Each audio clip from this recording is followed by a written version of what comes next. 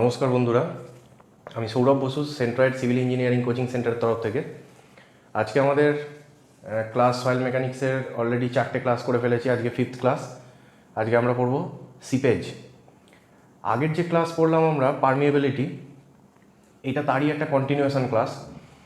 তো পারমিয়েবিলিটিতে আমরা কি দেখেছিলাম, যে পারমিয়েবিলিটি একটা প্রপার্টি, যে প্রপার্টিটা কি করছে না, একটা লিকুইডকে পারমিশন দিচ্ছে যে ইন্টারকানেক্টেড ভয়েডের মধ্য দিয়ে ফ্লো হওয়ার। তো এই যে পারমিয়েবল যদি হয়ে যায়, কোনো একটা পোরাস মেটেরিয়ালের মধ্যে যদি পারমিয়েবিলিটি প্রপার্টি থাকে, তাহলে কোনো ফ্লুইড কি করবে, তার যে অ্যাকশন মানে তার যে স্লো মুভমেন্ট ওই ইন্টারকানেক্টেড ভয়েডের মধ্যে দিয়ে, ওই স্লো মুভমেন্টকেই আমরা কি বলবো, সিপেজ বলবো। তো সিপেজ পড়তে গিয়ে কিছু জিনিস আসবে, সেইগুলো আজকে আমরা ফার্স্ট দেখে নেব। সেটা আমাদের আসছে ফ্লোনেট। ফ্লোনেটটা আমরা বুঝে নেব। যেমন আমরা যদি ধরে নিই যে এটা একটা আর্দেন ড্যাম। আর্দেন ড্যামে আমরা এই যে ডাউনস্ট্রিম সাইড আপস্ট্রিম সাইড আঁকি, যেটা আপস্ট্রিম সাইড মানে কি, যে এখানে আমি স্টোর আপ করছি ওয়াটারটাকে, সেই সাইডটাকে বলছি আপস্ট্রিম সাইড। যেদিক থেকে জল আসছে আমি স্টোর আপ করছি। যেদিকে জলটা বয়ে যেতে পারে, মানে আমি যদি ড্যাম থেকে জল ছাড়তে থাকি, তাহলে জলটা যেদিকে বয়ে যাবে সেই দিকটাকে আমরা বলছি ডাউনস্ট্রিম সাইড। আচ্ছা, এখন আপস্ট্রিম সাইড ডাউনস্ট্রিম সাইডে আমরা এইদিকে ডাউনস্ট্রিম সাইডে এই দিকটাকে বলছি এমব্যাকমেন্টে আমরা বলি টো। এই সাইডে যেদিকে আমার ওয়াটার স্টোর থাকছে, ধরে নেওয়া যাক এই লেভেলে ওয়াটার স্টোর আছে, এই দিকটাকে আমরা বলি হিল। আচ্ছা, এখন টো সাইডে আমরা কি পড়েছি পারমিয়েবিলিটিতে, যে এখান থেকে জল, এটা যদি আর্দেন ড্যাম আমরা ধরে নিই, যে একটা প্রোফাইল এটা আর্দেন ড্যামের,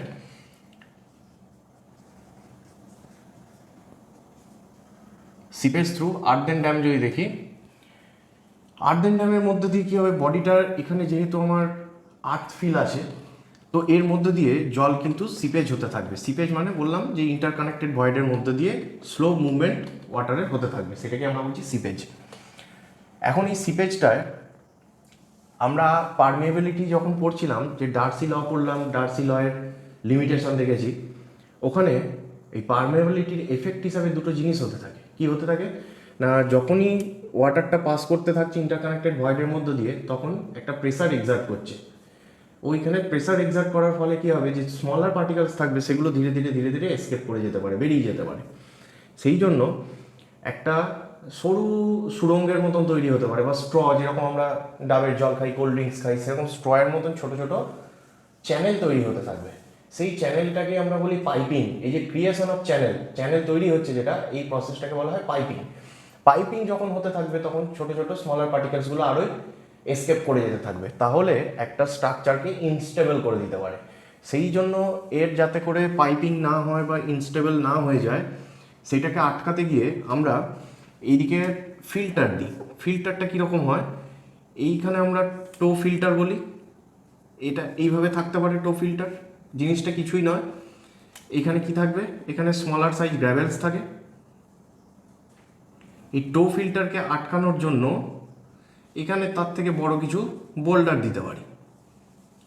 তাহলে কি হবে, যদি দেখা যায় যে এখান থেকে হাইড্রোলিক গ্রেডিয়েন্ট লাইন যদি এখানে গিয়ে হিট করে, তাহলে এখানে যে ক্লে পার্টিকেলস বা ফাইন পার্টিকেলসগুলো রয়েছে সেইগুলো বেরিয়ে যেত, তারা গ্র্যাভেলের ফাঁকে ফাঁকে আটকে যাবে, চোকড হয়ে যাবে। গ্র্যাভেলগুলো আবার যাতে ওয়াশ আউট না হয়ে যেতে পারে, সেই জন্য তারা আবার বোল্ডারের গ্যাপে গ্যাপে আটকে থাকবে। তাতে করে কী হবে, আমার টোটা কোলাপস করবে না। তো এটাকে বলছি আমরা টো ফিল্টার। আমরা ঠিক একই রকম এখানে হরাইজন্টাল ফিল্টারও দিতে পারি। কেন? কারণ দেখা যাচ্ছে আমার হাইড্রোলিক গ্রেডিয়েন্ট লাইন ওখানে হিট করছে না, আমার দেখা যাচ্ছে হাইড্রোলিক গ্রেডিয়েন্ট লাইন এখানে এসে হিট করছে। তাহলে এইখানে যেটা টো, এখানে যে হরাইজন্টাল ফিল্টারটা আমরা দিচ্ছি, এটাও সিমিলার হবে, এটার মতনই, মানে স্মলার পার্টিকেল বেরিয়ে যেতে পারবে না। এখানে আমরা গ্র্যাভেল এবং বোল্ডার্সে বেড দিতে পারি।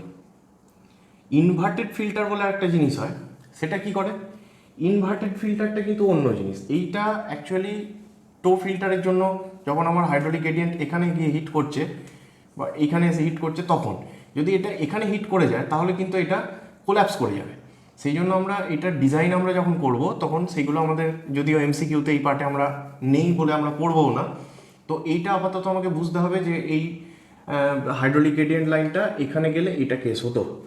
এখন সিপেজের জন্য আরেকটা কি কন্ডিশন তৈরি হতে পারে, যে আমাদের দেখা যাচ্ছে যে ওয়াটারটা এই দিক থেকে পার্কুলেট করতে পারছে। আবার একই রকম এই যে আর্দেন ড্যামের যে বেড রয়েছে, এই বেডের নিচ দিয়ে মানে এই দিক থেকেও জল পার্কুলেট করতে পারে। যেমন এখানে বডি দিয়ে করতে পারে, ঠিক এক্স্যাক্টলি বেড দিয়েও করতে পারে, আপস্ট্রিম বেড থেকে। তাহলে তখন সেই ক্ষেত্রে কি হবে, যে এই দিক থেকে যখন ফ্লো হচ্ছে তখন ফ্লোটা নিচ দিয়ে কী করে হবে, কারণ জলটা সাফিসিয়েন্টলি এইদিকে যদি না যেতে পারে, যদি এই দিকে যেতে পারে, তখন আস্তে আস্তে আস্তে আস্তে নিচ থেকে গিয়ে প্রেসার দিচ্ছে। তাহলে একে আমরা আবার বলি আপলিফট প্রেসার। মানে সিপেজের দরুনই হচ্ছে, এটা থ্রু বডি আর এটা হচ্ছে থ্রু বেড, দুটো পোর্শন আলাদা হয়ে যাচ্ছে। বডি দিয়ে যখন হচ্ছে তখন আমরা এখানে এই পোর্শনটাকে আমরা বলছি, যেটাকে বলছি টো ফিল্টার, এটাকে বলছি রক টো, এটা দিয়ে আমরা আটকে দিতে পারছি। কিন্তু যখন সিপেজটা হচ্ছে থ্রু বেড, তখন সেটা কি হবে, মানে এইটা যদি থ্রু বেডটা কখন হবে, এই বডিটা যদি আর্দেন ড্যাম না হয়ে এটা যদি কংক্রিটের ড্যাম হতো, গ্র্যাভিটি ড্যাম হতো, বা আমার যদি ম্যাসোনারি ড্যাম হতো, তাহলে কিন্তু বডি দিয়ে সিপেজটা হয়তো আটকে দিতে পেরেছি, যেহেতু কংক্রিট ইম্পারমিয়েবল, কিন্তু বেড দিয়ে এটাকে আটকাতে পারবো না। সুতরাং বেড দিয়ে কিন্তু আমার সিপেজ হতে থাকবে। তো এইটার ধরুন থ্রু বেড যে আপওয়ার্ড যে সিপেজ প্রেসার অ্যাক্ট করবে, তাকে আমরা বলছি আপলিফট ফোর্স। এই আপলিফট ফোর্সের পরিমাণ আবার যদি বেশি হয়, তাহলে সেই ক্ষেত্রে পুরো ড্যামটাকে ভাসিয়ে নিয়ে চলে যেতে পারে, বোয়েন্ট ফোর্সের মতন অ্যাক্ট করছে এখানে। তো এইখানে দেখা যাচ্ছে যে এই যে আপলিফট প্রেসার, একে কম করাবার দরকার হতে পারে, আবার এখানে বডির মধ্যে দিয়েও যদি যায় তাহলে সেটাকেও কন্ট্রোল করার দরকার হতে পারে। তো সেইটার জন্য আমাদের ফ্লো নেটওয়ার্কটা এখানে খুব দরকার। ঠিক আছে, তো এখানে আমরা ফার্স্ট চলে যাব, যে আমরা এখানে ধরে নিচ্ছি এই যে ফ্রিয়াটিক লাইনের একটা টার্মস আসবে। তো প্রথম কথা বলে নেব এখানে যে এটা একটা টপমোস্ট ফ্লো লাইন। ধরে নেওয়া যাক যে এইটা আমার এই জায়গায় গিয়ে হিট করছে, এটা আমাদের হাইড্রোলিক গ্রেডিয়েন্ট লাইন, এটা টপ হাইড্রোলিক গ্রেডিয়েন্ট লাইন, একে আমরা সরি এটা হচ্ছে টপ ফ্লো লাইন, একে আমরা বলছি ফ্রিয়াটিক লাইন।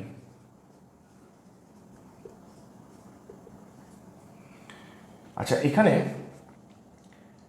এই পোর্শনে আমরা যদি দেখতে পাচ্ছি যে রক টো বা টো ফিল্টারের কোনো ফাংশন নেই, তাহলে আমরা ওই পোর্শনটাকে নিয়ে এখন আপাতত চিন্তা করব না। আমরা এখানে হরাইজন্টাল ফিল্টারটা দেওয়া আছে, আমরা এটাই ভাবছি।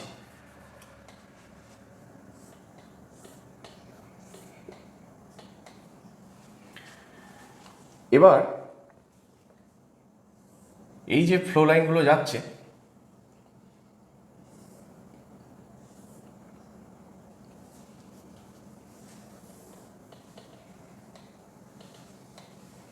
হতে পারে আরও থাকতে পারে, এই দিকে জলটা এসকেপ করতে পারে। তার মানে দেখা যাচ্ছে যে একটা পোর্শন যাচ্ছে বডি দিয়ে, একটা পোর্শন যাচ্ছে বেড দিয়ে। ডাউনস্ট্রিম সাইডে যখন এই দিকে আসছে তখন আমরা কুইকস্যান্ড কন্ডিশনটা পড়বো, একটু পরে যাচ্ছে ওটাই। তো আপাতত এখানে কয়েকটা জিনিস দেখে নেব, তার আগে আমরা এটাকে বেডটাকে একটু হ্যাচ লাইন করে নিচ্ছি, যে এটা হচ্ছে আমাদের বেড লেভেল। এখানে কতগুলো জিনিস জানতে হবে ফ্লো নেটে। যেমন প্রথমেই বলি, তোমরা একটু নোট করে নেবে, the flow net in the seepage of water through A soil medium is a network of two sets of curves. One is called flow line and the other is called equipotential line. তাহলে কি বলছে যে flow net যেটা আঁকবো সেটা actually দুটো set of কার্ভের একটা নেটওয়ার্ক, যার মধ্যে একটা সেটকে বলা হচ্ছে ফ্লো লাইন, আরেকটা সেটের নাম হচ্ছে ইকুইপোটেন্সিয়াল লাইন। এখন আসছে যে ফ্লো লাইন বা স্ট্রিম লাইন কাকে বলে। বলা হচ্ছে যে it is defined as the path of particles of water through a saturated soil mass. তা আমরা দেখতেই পাচ্ছি যে এই পর্যন্ত যদি আপস্ট্রিম সাইডে জল থাকে তাহলে এইটুকু ওয়াটার ডেপথ, বেডের নিচটা এবং এই যে আমরা ফ্রিয়াটিক লাইন দেখিয়েছি এর নিচের পোর্শন মানে বডির মধ্যে এই পোর্শনটা, এবং বেডের নিচে সবটাই কী জোন, স্যাচুরেটেড জোন। এই স্যাচুরেটেড সয়েল মাসের মধ্যে দিয়ে ওয়াটার পার্টিকেল যে পাথে ফ্লো হচ্ছে তাকে আমরা বলছি ফ্লো লাইন বা স্ট্রিম লাইন। নেক্সট এবার আসছে ইকুইপোটেন্সিয়াল লাইন। বলছে ইট is defined as the line connecting points of equal head of water. Equal head of water মানে আমরা এখানে কি বুঝবো, যদি ধরে নেওয়া যায় যে এই পয়েন্টে আমরা একটা পিজোমিটার টিউব লাগিয়েছি, তাহলে সেখানে যে অবধি জল উঠবে এই লাইনে, এই সেকেন্ড ফ্লো লাইনে কোন পয়েন্টে পিজোমিটার টিউব অ্যাটাচ করলে মানে এটাতে যদি দেখা যায় যে এই পয়েন্টে পিজোমিটার অ্যাটাচ করেছি, এই লেভেলে জল উঠেছে, তাহলে এবার খুঁজে দেখতে হবে যে এই ফ্লো লাইনটায় কোন পয়েন্টটাতে পিজোমিটার অ্যাটাচ করলে এই সেম লেভেলে জল উঠবে। ধরা যাক এইখানে অ্যাটাচ করেছি, তাতে এই অবধি জল উঠছে। আবার এইটায় এই পয়েন্টে যদি অ্যাটাচ করি পিজোমিটার টিউব, এইদিকে দেখাই, তাহলেও দেখা যাচ্ছে এই লেভেলে জল উঠছে, সেম লেভেলে উঠছে। তাহলে এবার এই প্রত্যেকটা ফ্লো লাইনের যে পয়েন্টকে কানেক্ট করলে সেম হেড পাচ্ছি, এটা একটা ইকুইপোটেন্সিয়াল লাইন। সিমিলার আমরা এখানে আর্দেন ড্যামের ক্ষেত্রে এই আপস্ট্রিম ফেসকে ইকুইপোটেন্সিয়াল ধরবো, কারণ এখানে যদি পিজোমিটার কানেক্ট করি যে লেভেলে জল উঠবে, এখানে করলেও যে লেভেলে উঠবে, কোন লেভেলে উঠবে, এই লেভেলে উঠবে, আপস্ট্রিম লেভেলে। কারণ এখানে আমরা এই পয়েন্ট, এই পয়েন্ট, এই পয়েন্ট, যে কোনো পয়েন্ট এগুলোর মধ্যে যদি পিজোমিটার অ্যাটাচ করি, তাহলে জলের লেভেলটা এই অবধি উঠবে। তাহলে এইটার পরে যখন দেখছি এখানে একটা এই লাইনে এইটা কেন হলো যে জলটা একটু কম উঠলো, কারণ আমরা আগেই দেখেছি আগের ক্লাসে পারমিয়েবিলিটি পড়তে গিয়ে ওই যে প্যারালাল অ্যান্ড পারপেন্ডিকুলার বেডিং প্লেনে যখন কেসগুলো পড়লাম, যে ওই যে KX KY এইসব পড়েছি, বা KH KV এগুলো পড়েছি, তো ওখানে আরেকটাও টার্ম ছিল এফেক্টিভ পারমিয়েবিলিটি, তো ওটা হতো √KH ইন্টু KV বা √KX ইন্টু KY। তো যাই হোক, তো ওখানে যে আমরা পড়লাম, ওখানে দেখেছি যে একটা চেম্বার ছিল, তার মাঝখানে সয়েল স্যাম্পেল নিয়েছিলাম, তো সেখানে সয়েল স্যাম্পেলের মধ্যে দিয়ে পাস করে যখন সেকেন্ড চেম্বারে জলটা আসছে, তখন কিন্তু ফার্স্ট চেম্বারের সাথে সেম লেয়ারে যেতে পারছে না। তাহলে ওই চেম্বার থেকে first chamber to second chamber যে ওয়াটারের লেভেল ডিফারেন্স হয়েছিল, সেটাকে কিন্তু আমরা হেড লস বলেছি। তাহলে সয়েল মাসের মধ্যে দিয়ে পাস করতে গিয়ে দেখা যাচ্ছে কিছু পরিমাণ হেড বা এনার্জির লস হচ্ছে, তাহলে এখানে কিছুটা হেড লস হলো। আবার দেখা যাবে যে পরবর্তী যে ইকুইপোটেন্সিয়াল পাবো, মানে এইখানে যদি দেখা যায় যে আবার একটা যদি সেম যে পিজোমিটার ধরতে থাকি, এইটা যদি ধরি সেকেন্ড, ফার্স্ট সেকেন্ড, এটা থার্ড ইকুইপোটেন্সিয়াল লাইন কি, এখানে যদি পিজোমিটার ধরি দেখা যাবে এর থেকে একটু কম লেভেলে জলটা এই লেভেলে উঠছে। আবার যদি এই পয়েন্টে ধরি তাহলে দেখবো এর সাথে সেম, এই পয়েন্টেও যদি আবার পিজোমিটার লাগাই এই হবে। তার মানে এই ইকুইপোটেন্সিয়াল লাইনের যে কোনো ফ্লো লাইনে যদি আমরা পিজোমিটারকে অ্যাটাচ করি, তাহলে একটা পার্টিকুলার লেভেলে জল উঠবে। তারপরে যদি আবার একটা ইকুইপোটেন্সিয়াল আসে, আবার হবে। এইভাবে ইকুইপোটেন্সিয়াল লাইনগুলো আমরা পেয়ে যাচ্ছি। তার মানে এখানে ইকুইপোটেন্সিয়াল লাইন, আরেকবার পড়ি ডেফিনেশনটা, বলছে ইট is defined as the line connecting points of equal head of water. তো ঠিকই, তা এই যে লাইনটা রয়েছে, এই লাইনের মধ্যে যে কোনো জায়গায় যদি আমি পিজোমিটারকে অ্যাটাচ করছি, তাহলে একটা পার্টিকুলার লেভেল অবধি জলটা উঠছে, মানে ইকুয়াল হেড হচ্ছে, এটাকে বলছে ইকুইপোটেন্সিয়াল। তাহলে এই যে ব্ল্যাক যে লাইনগুলো, সেগুলো সব ফ্লো লাইন, এবং এখানে রেড অ্যান্ড ব্লু যে লাইনগুলো, এগুলো হচ্ছে সব ইকুইপোটেন্সিয়াল লাইন। তাহলে এই যে টোটাল যে নেটওয়ার্কটা, তাকে আমরা বলবো ফ্লো নেট। আচ্ছা, এখন ফ্লো নেটের মধ্যে কতগুলো জিনিস আছে সেটাই যাব। যেমন হচ্ছে তোমার দুটো পরপর ফ্লো লাইন, যেমন এটা একটা ফ্লো লাইন, আবার এটা একটা ফ্লো লাইন। তাহলে যদি এদের মাঝের যে এরিয়াটা পাচ্ছি, যে কোনো দুটো পরপর ফ্লো লাইনের মাঝখানে যে এরিয়াটা পাবো, তাকে আমরা কি বলবো, ফ্লো চ্যানেল। তাহলে এই যে ব্লু হ্যাচ করলাম, এটা একটা ফ্লো চ্যানেল। আবার তেমনি আমরা এখানে করতে পারি যে এই একটা ফ্লো লাইন, এই একটা ফ্লো লাইন, এই দুটোর মাঝখানে যদি আমরা এই এরিয়াটাকে নিই, তাহলে বলবো এটাও একটা ফ্লো চ্যানেল। তাহলে এটা হয়ে যাচ্ছে আমাদের ফ্লো চ্যানেল। আচ্ছা, নেক্সট আসছে, তো এখানে কিন্তু একটা জিনিস খুব ইম্পর্টেন্ট, পরপর দুটো ফ্লো লাইনের মাঝের এরিয়া, এটা ইম্পর্টেন্ট। পরপর মানে সাকসেসিভ বা কনজিকিউটিভ টু ফ্লো লাইন্সের মাঝের যে বাউন্ডেড এরিয়া, তাকে আমরা বলছি ফ্লো চ্যানেল। আচ্ছা, নেক্সট আসছে যে two successive flow lines and two successive equipotential line, এদের মাঝখানের যে বাউন্ডেড এরিয়া, কি বললাম আরেকবার, ধরে নেওয়া যাক টু সাকসেসিভ ফ্লো লাইন, এটা একটা দুটো পরপর ফ্লো লাইন।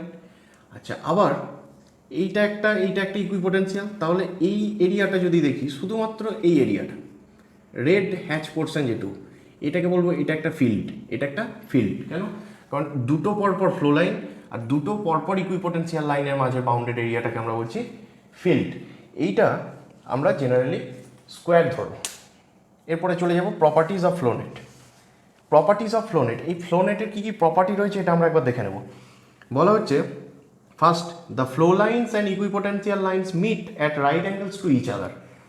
অর্থাৎ আমরা এখানে যে কোনো ফ্লো লাইন এবং ইকুইপোটেন্সিয়াল লাইন, মানে আমরা ছবিতে যদিও মনে হচ্ছে যে এটা 90 নয়, বা এটা 90 নয়, কিন্তু আমরা এটা কনসিডার করছি এগুলো সবই 90 ডিগ্রি, মানে ইচ যে কোনো একটা ফ্লো লাইন যে কোনো একটা ইকুইপোটেন্সিয়াল লাইনের সাথে কাট করছে, যেগুলো যে কোনো অ্যাঙ্গেলগুলো সব হচ্ছে 90 ডিগ্রি।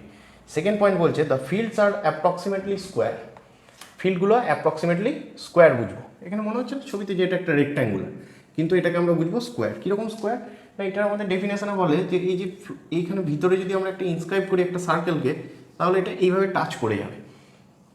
সুতরাং এটাকে আমরা একটা ফিল্ডকে স্কোয়ার কনসিডার করবো। নেক্সট পয়েন্ট আসছে 3 নম্বর পয়েন্টে বলা হচ্ছে the quantity of water flowing through each flow channel is same. মানে কি, মানে এই ফ্লো চ্যানেল দিয়ে যা ফ্লো, এই ফ্লো চ্যানেল প্রত্যেকটা ফ্লো চ্যানেলের মধ্যে দিয়ে ডিসচার্জ অ্যামাউন্টটা সেম হবে। এগুলো সবই properties of flow net. 4 number পয়েন্টে বলা হচ্ছে same potential drop occurs between two successive equipotential line. Same potential drop occurs between two successive equipotential lines. এটা মানে এটা বুঝতে গেলে এখানে আমরা একটা কাজ করতে পারি, যে এখানে ধরে নিচ্ছি যে জলের ডেপথ ডাউনস্ট্রিম সাইডে আছে এই অবধি, তাহলে আপস্ট্রিম সাইডে জলের লেভেল এখানে, ডাউনস্ট্রিম সাইডে জলের লেভেল এখানে, দুটোর মধ্যে হেডের ডিফারেন্স কত যদি আমরা এটাকে নিয়ে আসি, তাহলে এইটাকে বলবো হেড। এটা তো ছিল ফ্রিয়াটিক লাইন, পরে যাবো ওটাতে ডিটেলে যাচ্ছি। আপস্ট্রিম আর ডাউনস্ট্রিমের সাথে ওয়াটার ডিফারেন্স, সেটাই বলছি হেড, টোটাল হেড। এখন এই টোটাল হেডটায় ইকুইপোটেন্সিয়াল লাইন ধরে আমরা কাউন্ট করছি, তাহলে এটা ফার্স্ট, এটা সেকেন্ড, এটা থার্ড, এটা ফোর্থ, ফিফথ, সিক্সথ, সেভেন্থ, ধরো 8 আর 9, আর একটা আছে ধরে নিলাম 10। আর ঠিক আছে, এইটা আরেকটা জিনিস মনে রাখতে হবে, যেমন এখানে আপস্ট্রিম ফেস এবং বেডটা ফার্স্ট ইকুইপোটেন্সিয়াল ধরেছিলাম, তেমনি এখানে ডাউনস্ট্রিম বেড অলসো ইকুইপোটেন্সিয়াল লাইন, তাহলে এইটাকে 10th করলাম। তাহলে এখন দেখা যাচ্ছে যে এই যে এইচ অ্যামাউন্ট হেডটা লস হচ্ছে, কতগুলো ড্রপ হবে, 10টা আমার 10টা রয়েছে। আচ্ছা এখানে করেই নিই, এটাকে 10 বলি, এটা 11 নাম্বার করলাম। 11টা টোটাল যদি ইকুইপোটেন্সিয়াল লাইন হয়, তাহলে নাম্বার অফ ড্রপ যদি বলবো, তাহলে বলবো সেটা 10। কী করে হচ্ছে, 1 আর 2 এই দুটোর মাঝে যে ড্রপটা সেটা হচ্ছে ড্রপ 1। তাহলে দুটো লাইনের জন্য যদি একটা ড্রপ হয়,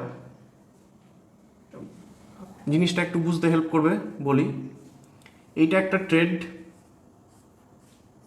স্টেয়ার কেসের ক্ষেত্রে, এটা একটা ট্রেড, আবার এটা একটা ট্রেড। তাহলে এই দুটো ট্রেডের মাঝখানে কতটা ফল হবে বা আপ ডাউন হচ্ছে, এইটা রাইজ কটা হয়, একটা। দুটো ট্রেডের মাঝে রাইজ একটা।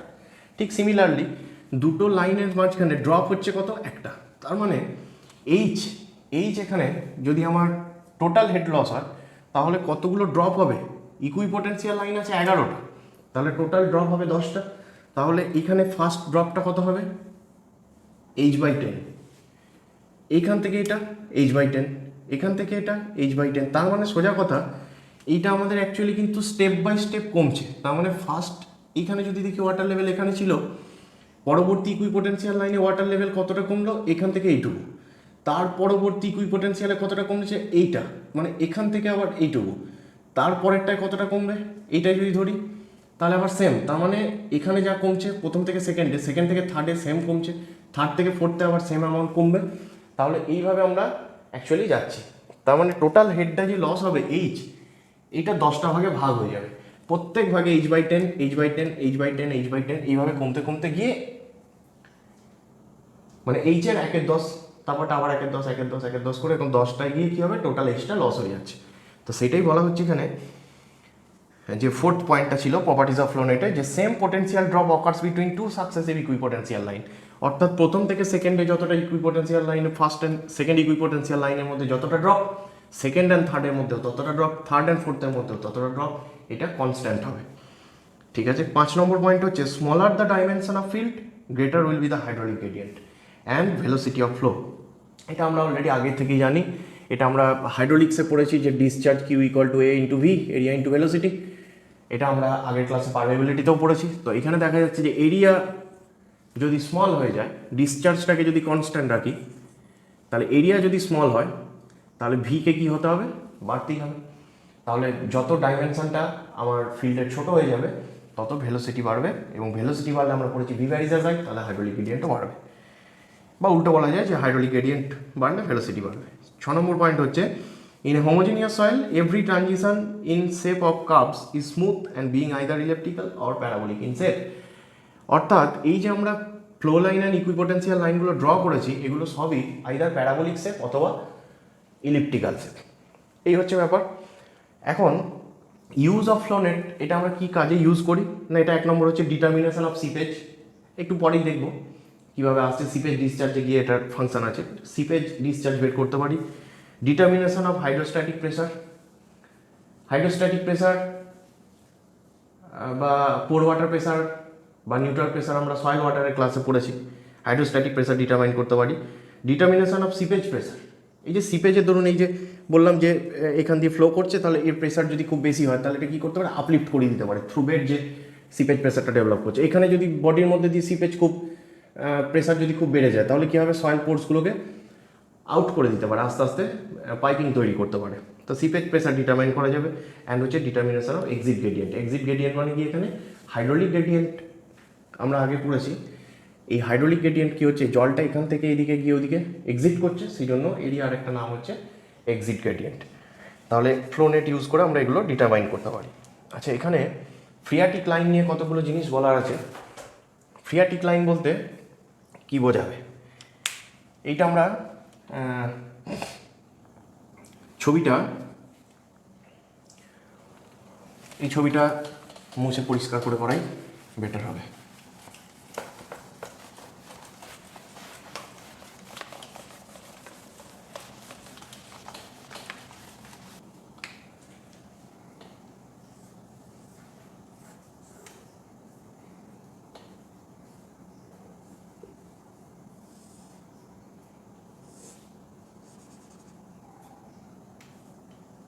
তো আমরা এখন কি বললাম যে প্রত্যেকটা ফ্লো লাইন এবং ইকুইপোটেন্সিয়াল লাইন আইদার প্যারাবোলিক অথবা ইলিপ্টিক্যাল হবে। এখন ফ্রিয়াটিক লাইন যদি আমাদের পরীক্ষায় কোশ্চেন দেয় যে ফ্রিয়াটিক লাইনের শেপ কেমন, তাহলে আমরা প্যারাবোলিক মারব।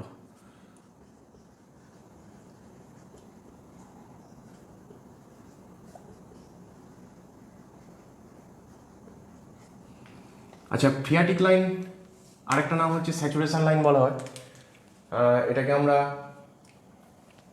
টপমোস্ট ফ্লো লাইন বলতে পারি। এইখানে এই পোর্শনটা যেহেতু এর নিচে ফ্লো লাইন আছে, মানে ওয়াটার ফ্লো হচ্ছে বডির ভিতর দিয়ে, সুতরাং এই যে পোর্শনটা পাবো বিলো ফ্রিয়াটিক লাইন, এই পোর্শনটা কিন্তু ফুললি স্যাচুরেটেড। মানে আমরা এখন কিন্তু শুধুমাত্র আর্দেন ড্যামের বডির কথা বলছি, আর্দেন ড্যামের বডির কথা বলছি, কারণ ফাউন্ডেশনের ব্যাপারটায় আবার আরেকবার পরে যাব। আর এই যে ফ্রিয়াটিক লাইনের যে আপার পার্ট, মানে এই যে জোনটা, এইটা কিন্তু আমাদের ময়েস্ট জোন বা পার্সিয়ালি স্যাচুরেটেড, এই পার্টটা কিন্তু ফুল স্যাচুরেটেড নয়।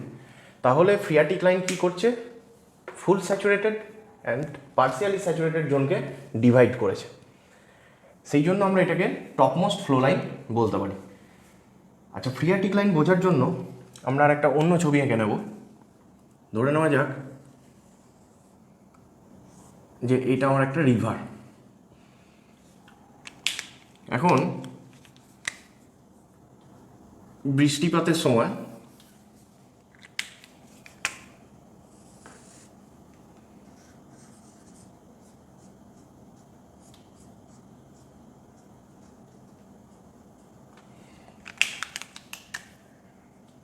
যখন বর্ষা হচ্ছে বা বৃষ্টি পড়ছে, তখন কি হচ্ছে, ফার্স্ট আমাদের কিছু সারফেস আছে সেখানে ইন্টারাক্ট হচ্ছে ফ্লোটা। এরপরে যখন গ্রাউন্ডে আসছে, গ্রাউন্ডে আসার পরে দুটো জিনিস হতে পারে, কিছুটা পরিমাণ সারফেস রান অফ হিসাবে রিভারে গিয়ে বা ওশান থাকলে বা কোনো পয়েন্ট থাকলো তাতে গিয়ে মিশছে, সারফেস রান অফ হিসাবে উপর দিয়ে ওভারল্যান্ড ফ্লো হচ্ছে।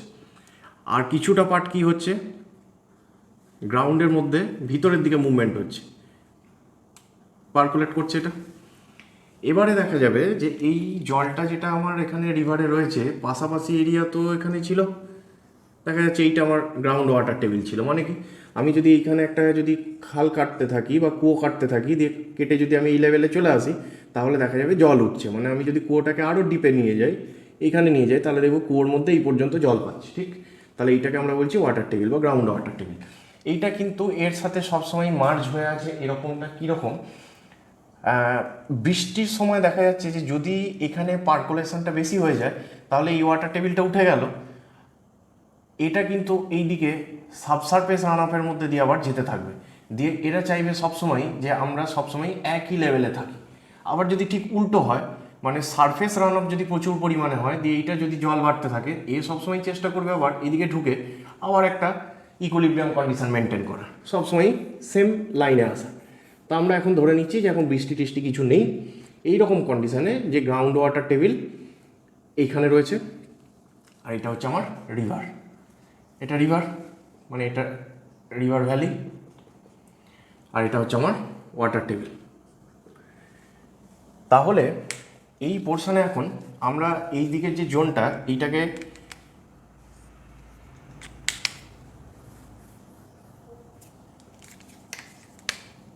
এখন আমরা ফ্রিয়াটিক লাইন বলছি। ফ্রিয়াটিক লাইন, ফ্রিয়াটিক লাইন কী করছে দেখা যাক। ওয়াটার টেবিলের নিচের যে পার্ট, অর্থাৎ এই পার্টটা কি, ঠিক যেমন এখানে গেছিলাম ফ্রিয়াটিক লাইনের নিচের পার্টটা ফুলি স্যাচুরেট, তাহলে এখানেও এটা ফুললি স্যাচুরেটেড। এগেন ওয়াটার টেবিলের উপরের যে পার্টটা, এই পার্টটা কেমন হবে, এই পার্টটা হচ্ছে আমার পার্সিয়ালি স্যাচুরেটেড। এইটাও আমরা ক্যাপিলারি জোন হিসাবে আগে ভাগ করে দেখিয়েছি ছবিটা, যে এখান থেকে কিছুটা অবধি ক্যাপিলারি ফ্রিঞ্জ হয়ে ক্যাপিলারি স্যাচুরেশন জোন তৈরি করতে পারে, কিন্তু সেই স্যাচুরেশনটা ডিউ টু ক্যাপিলারিটি হওয়ার জন্য আমরা কিন্তু এইটাকে ফ্রিয়াটিক লাইন বলবো না। ফ্রিয়াটিক লাইনটা হচ্ছে উইদাউট ক্যাপিলারিটি, মানে আমার যদি এখানে গ্র্যাভেল থাকে তাহলে তো আর ক্যাপিলারি রাইজ হবে না, তাহলে সেই ক্ষেত্রে ওয়াটার টেবিল এটাই। এখন ক্লে যদি এটা হয় তাহলে ক্যাপিলারি রাইজ হবে, তো সেটা হোক, আমরা ওইটা ধরবো না। ওয়াটার টেবিল যেটা, সেটাকে আমরা ফ্রিয়াটিক লাইন বলছি। তার মানে অ্যাবভ ওয়াটার টেবিল এই পার্টটাকে আমরা একসাথে বলি ভ্যাডোস জোন।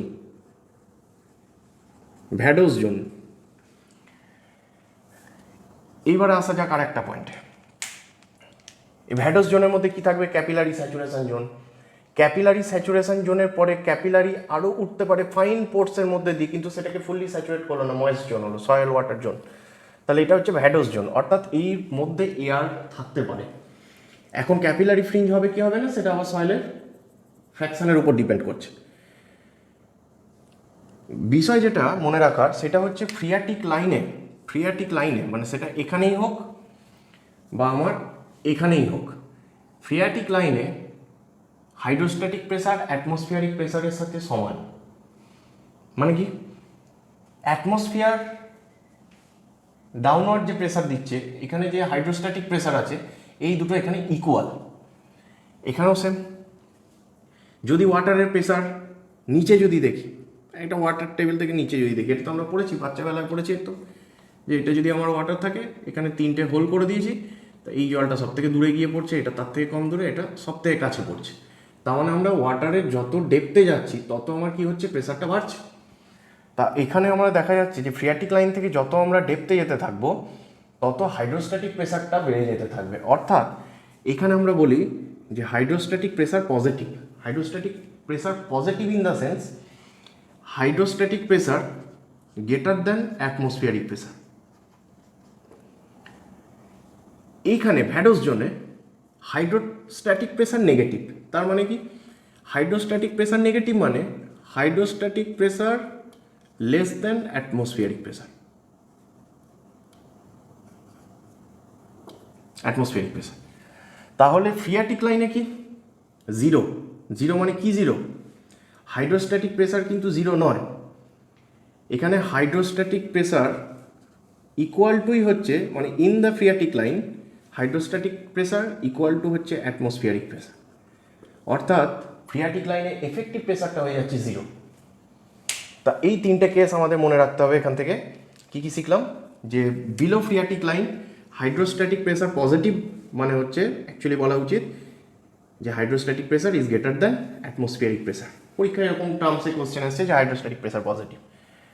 আচ্ছা, ভ্যাডোস জোনে মানে above phreatic line hydrostatic pressure is less than atmospheric pressure.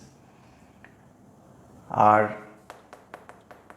On the phreatic line hydrostatic pressure equal to atmospheric pressure, বা বলবো এফেক্টিভ প্রেসার এই পয়েন্টে 0। তাহলে এই যে ক্যাপিলারি ফ্রিঞ্জ হচ্ছে, তাহলে ক্যাপিলারিটির জন্য ওই জন্য আমরা বলি capillarity is a suction due to tension. Tension মানে কি, এখানে এই যে নেগেটিভ মানে অ্যাটমসফিয়ারিক প্রেসার এখানে বেশি ছিল, তা সত্ত্বেও জল উঠতে পারছে। কি করে উঠতে পারছে? সেটা সাকশনের দরুনই সম্ভব।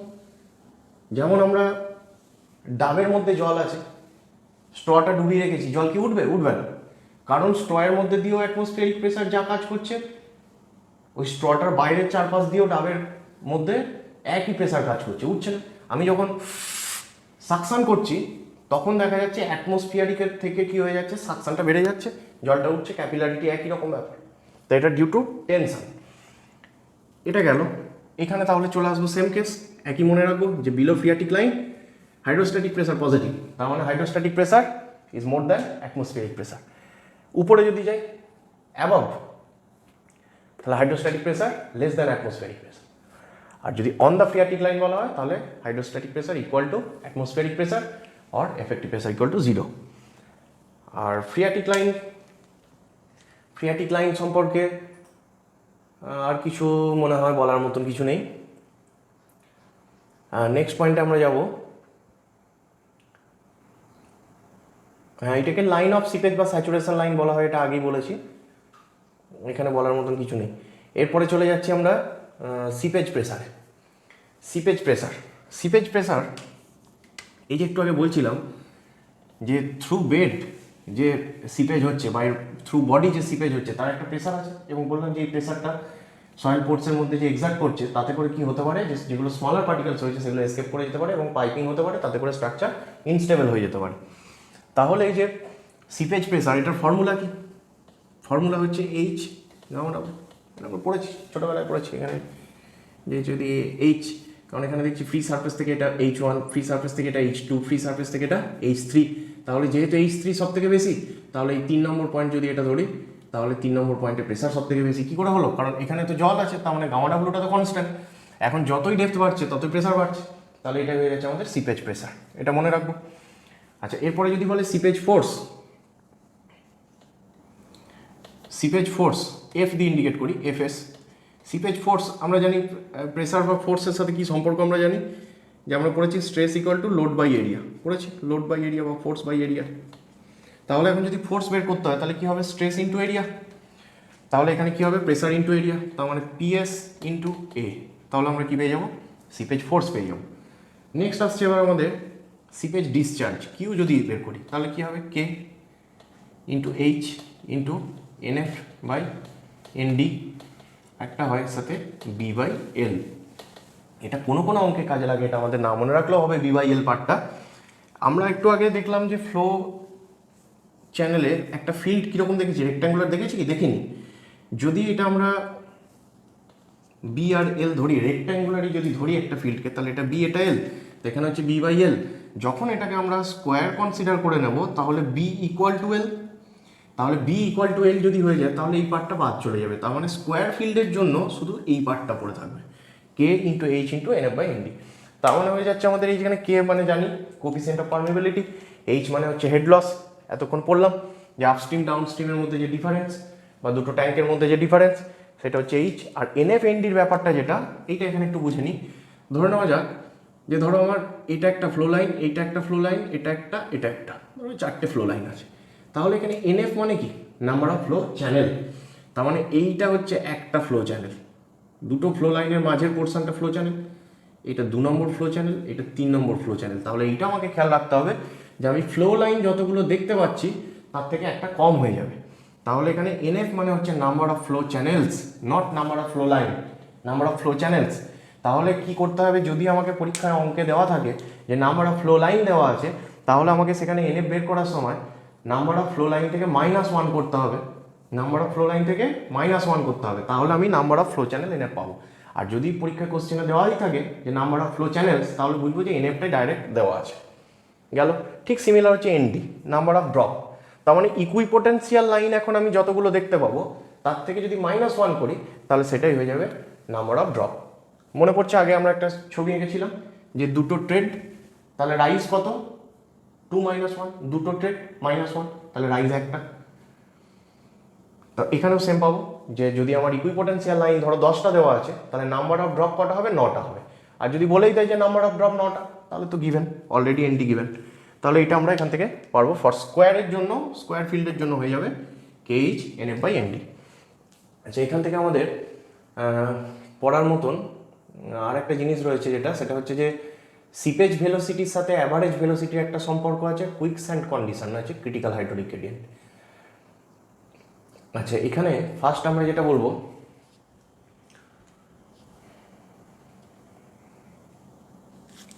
সেটা হচ্ছে আমাদের কুইকস্যান্ড কন্ডিশন। কুইকস্যান্ড কন্ডিশনটা বুঝতে গেলে আমাদের এই বেডের মধ্যে দিয়ে সিপেজটা কীভাবে হচ্ছে এটা একবার দেখা দরকার। একটু আগেই আমরা ছবি দেখেছিলাম যে ফ্লো লাইন যেগুলো যাচ্ছে, সেই ফ্লো লাইনগুলো এইভাবেও পাস হচ্ছিল।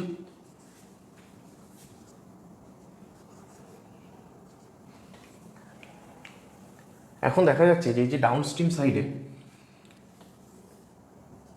এখানে তো বেডের মধ্যে আমার কি রয়েছে, ফাইন স্যান্ড, সিল্ট পার্টিকেল, এই সমস্ত থাকবে রিভার বেডে, পুরো বেডেই আছে, ওদিকেও আছে। তা এখন দেখা যাচ্ছে যে এদিক থেকে জল অনেকটা স্টোর করে রাখার জন্য, একটু আগে বললাম কি যে যত বেশি ডেপথে স্টোর করব তত প্রেসার বাড়ছে। তার মানে এই জলটা হাইট যত আমি বাড়াবো ততই আমার এখানে কী হচ্ছে, প্রেসার বাড়ছে। তো সেই প্রেসারে, সেই সিপেজ প্রেসারে কী হচ্ছে, ইন্টারকানেক্টেড ভয়েড দিয়ে জলটা পাস করতে শুরু করেছে। এই যে ইন্টারকানেক্টেড ভয়েড দিয়ে জলটা পাস করছে, করতে করতে গিয়ে যখন এইদিকে পাচ্ছে, এইদিকে তো রিলিজ হবে, এবার এখান থেকে এইভাবে বেরোচ্ছে।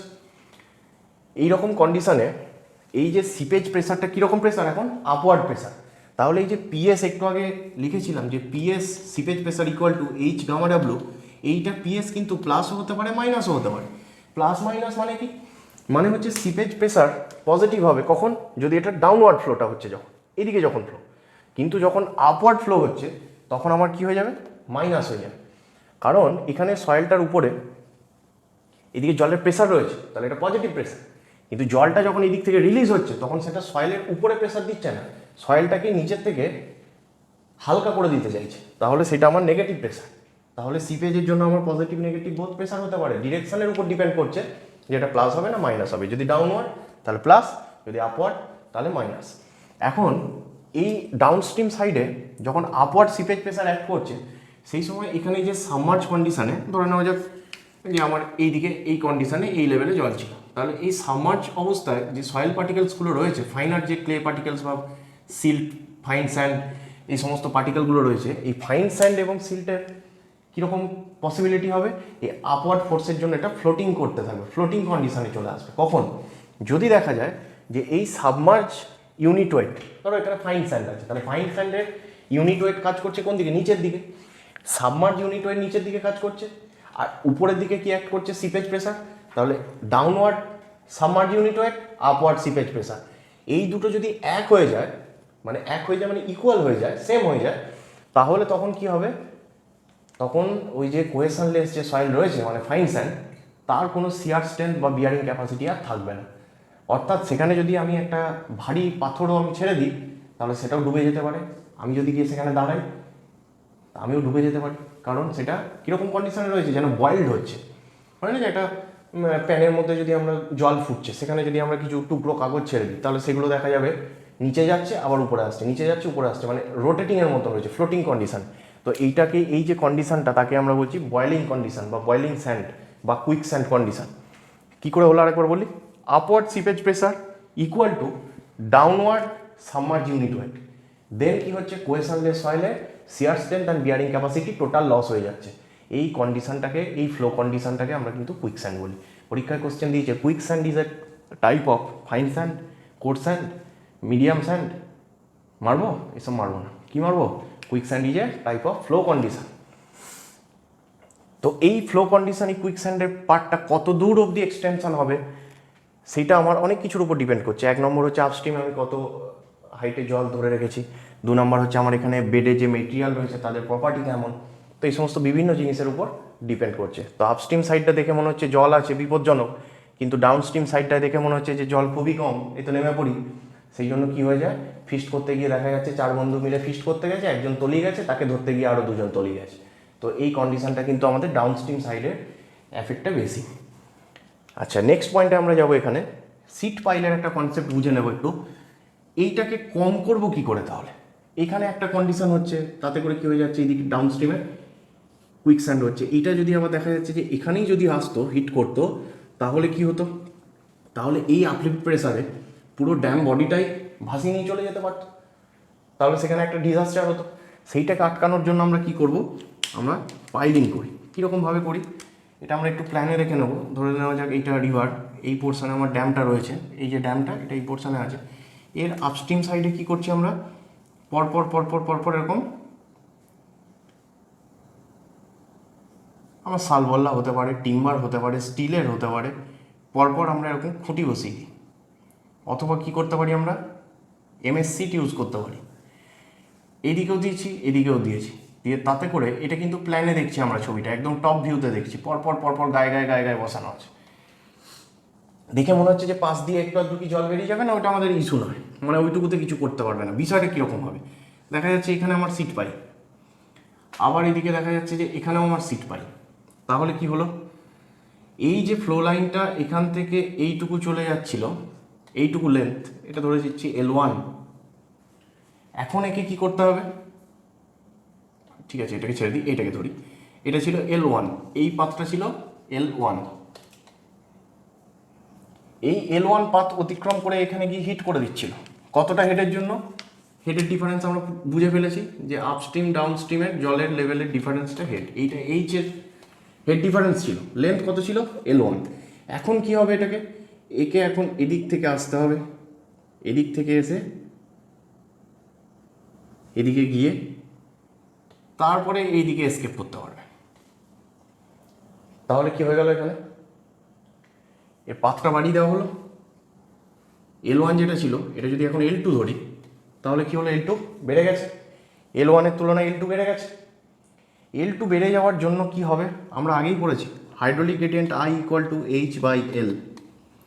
এখন L1 এর তুলনায় L2কে ইনক্রিজ করানো হয়েছে, তাহলে L যদি ইনক্রিজ করে I কি হবে?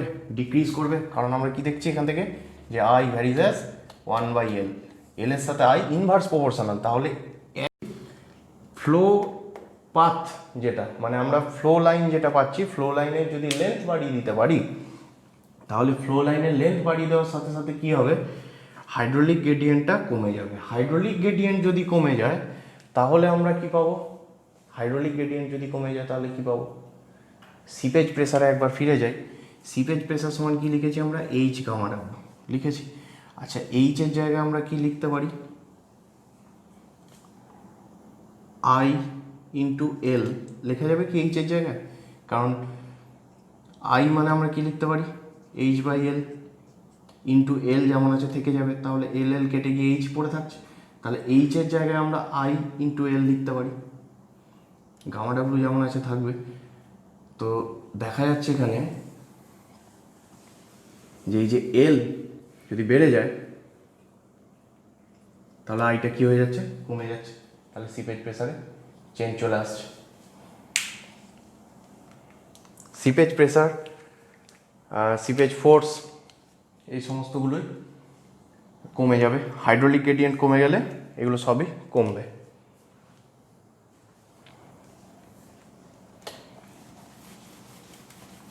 নেক্সট পয়েন্ট ছিল আমাদের critical hydraulic gradient. Critical hydraulic gradient মানে এখানে বুঝবো যে এই যে কুইক স্যান্ড কন্ডিশন যখন বললাম, কুইক স্যান্ড কন্ডিশনের সময় কি হচ্ছে যে আপওয়ার্ড সিপেজ প্রেসার আর downward submerge unit weight of fine sand যদি সেম হয়ে যায়, তার মানে এফেক্টিভ প্রেসারটা 0 হয়ে যাচ্ছে, তখন আমার কোহেশনলেস সয়েলের শিয়ার স্ট্রেংথ এবং বিয়ারিং ক্যাপাসিটি হারিয়ে যাচ্ছে। তাহলে ওই যে কুইক স্যান্ড বা বয়েলিং কন্ডিশন বা কুইক কন্ডিশন তৈরি হলো, সেই সময়ে যে হাইড্রোলিক গ্রেডিয়েন্টটা পাবো তাকে আমরা আইসি বলছি। আইসি মানে হচ্ছে ক্রিটিক্যাল হাইড্রোলিক গ্রেডিয়েন্ট। আইসি এর ফর্মুলা আমরা আগের ক্লাসে পড়ে ফেলেছি, G-1/1 + E, অথবা আমরা এটাকে কি লিখতে পারি? G-1 × 1 - n। এখন অ্যালুভিয়াল সয়েলের ক্ষেত্রে এই আইসির ভ্যালুটা = 1 অ্যালুভিয়াল সয়েলের জন্য। বিভিন্ন সয়েলের ক্ষেত্রে বিভিন্ন রকম হতে পারে। তো আইসি এখানে 1 মানে মোটামুটি হাইড্রোলিক গ্রেডিয়েন্ট লাইনটা 45 ডিগ্রি। ঠিক আছে, এইটুকু হচ্ছে আমাদের ব্যাপার। আর সিপেজ থেকে বলার লাস্ট টপিক যেটা রিলেশন বিটুইন হচ্ছে আমাদের seepage velocity and average velocity. Seepage velocity average velocity মানে দুটো জিনিস এলো থেকে একটা কনসেপ্ট ছোট্ট জিনিস দেখলেই বোঝা যাবে, যে ধরে নেওয়া যাক যে আমার এটা একটা দুমুখ খোলা একটা সিলিন্ডার, এর মাঝখানে সয়েল রেখে দিয়েছি আমরা, ভিতরে কি আছে সয়েল আছে। এবারে উপরের থেকে আমি কোনো লিকুইড এখানে ঢেলেছি, এই লিকুইডটা যখন ঢালছি তখন আমরা প্রত্যেকটাতেই বলছি যে area of cross section of soil mass, এইটাকে আমরা কি নিচ্ছিলাম, এটা ক্যাপিটাল এ নিচ্ছিলাম। আচ্ছা, এখান দিয়ে কিছুক্ষণ পরে আমি যদি উপরের লিকুইড এখানে ঢালতে থাকি তাহলে কিছুক্ষণ পরে এখানে ডিসচার্জ পাবো, কিছু কিউ আসবে, এখানে কিছু কিউ হবে ডিসচার্জ। তো এই যে কিউটা পেলাম এটা কি করে পাবো, তাহলে কিউ ইকুয়াল টু আমরা কি লিখতে পারি, এ ইন্টু ভি। এ মানে হচ্ছে এরিয়া অফ সয়েল মাস, কোনটা, এইটা, এই সিলিন্ডারের এরিয়াটাই হচ্ছে এরিয়া অফ সয়েল মাস। আরেকবার মনে করিয়ে দিই, যেদিকে লিকুইডটা ফ্লো করছে তার প্যারালাল লেন্থটা এল লেন্থ হবে, যেদিকে লিকুইড ফ্লো করছে তার পারপেন্ডিকুলার, এই লিকুইড ফ্লো করছে এর সাথে পারপেন্ডিকুলারে রয়েছে সার্কুলার পোর্শনটা, তাহলে এইটা হচ্ছে এরিয়া হবে সয়েল মাস। তাহলে এখানে ডিসচার্জ ইকুয়াল টু কী পাবো, এ ইন্টু ভি, তাহলে এটা কি ক্যাপিটাল এ হচ্ছে এরিয়া অফ সয়েল মাস, আর ভিটাকেই বলছে এখানে average velocity.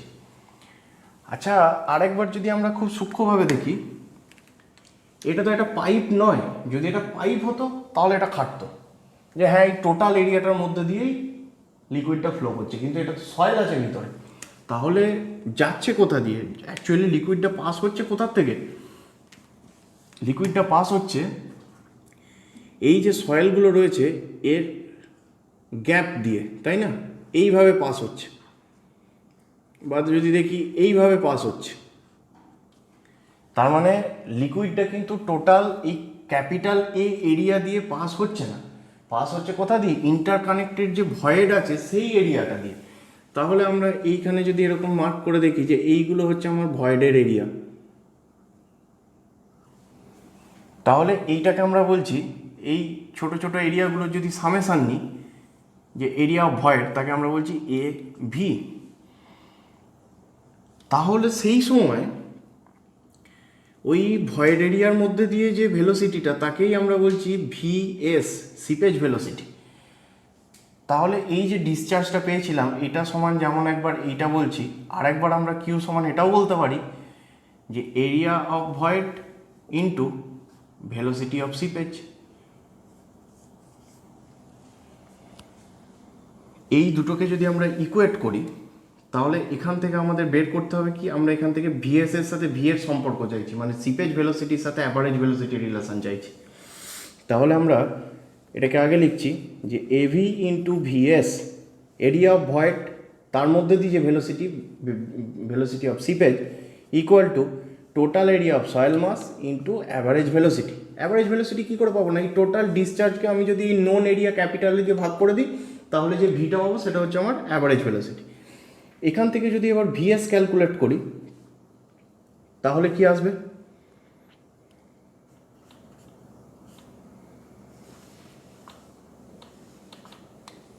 A by AV into V.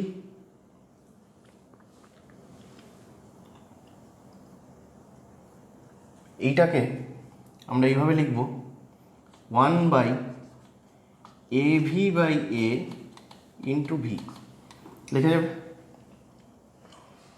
আচ্ছা, আমরা প্রথমে পড়েছিলাম যে porosity N equal to VV/V পড়েছি। এখন এটা তো ভলিউম, মানে তো আমার এটা তো 3D কনসেপ্ট। এখন 3Dর বদলে যদি আমি এটা 2D কনসেপ্টে ফিরে আসি, যে একটা থিকনেস বা একে যদি আমি নেগলেক্ট করে দিই তাহলে সেটা এরিয়া দিয়ে আমরা বলতে পারি যে area of void by total area. Volume of void by total volume ছিল এটা 3D কনসেপ্টে। যদি আমরা 2D কনসেপ্টে যাই তাহলে আমরা বলবো যে area of void by total area. তাহলে এইটাকে আমরা পোরোসিটি দিয়ে ইন্ডিকেট করব, এই যে AV/AS যেকে আমরা পোরোসিটি বলবো।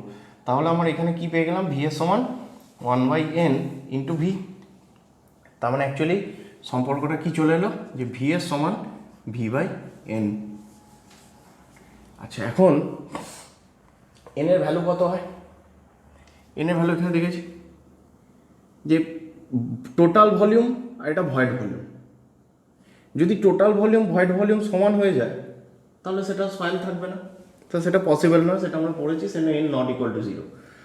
আচ্ছা, এখন তার মানে ভয়েড ভলিউমটা কী হবে? টোটাল ভলিউমের থেকে লেসই হতে হবে, কারণ ভলিউমের মধ্যে ভয়েড ভলিউমও আছে প্লাস কিছু ভলিউম অফ সয়েল সলিডও আছে।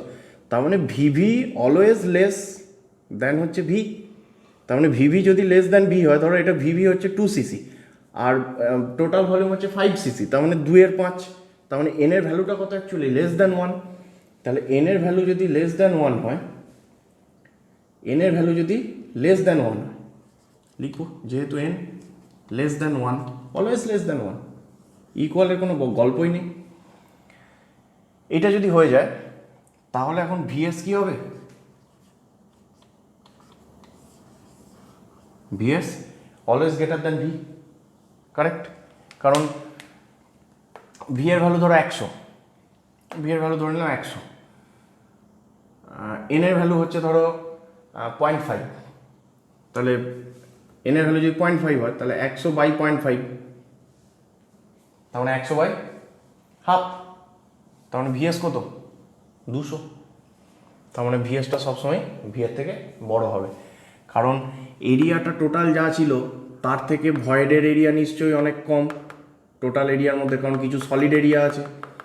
সেই জন্য যেহেতু এরিয়াটা টোটাল এরিয়ার থেকে যেহেতু ভয়েডের এরিয়া কমে গেছে, তাহলে ভেলোসিটি অফ সিপেজ অ্যাভারেজ ভেলোসিটির থেকে বেড়ে গেছে। এইটা হচ্ছে আমাদের সিপেজ ভেলোসিটির সাথে অ্যাভারেজ ভেলোসিটির সম্পর্ক। তো মোটামুটি পারমিয়েবিলিটি সিপেজ থেকে আপাতত এইটুকুই। ঠিক আছে, নেক্সট ক্লাসে দেখা হবে কম্প্যাকশন নিয়ে। সবাই ভালো থাকবে। ওকে, থ্যাংক ইউ।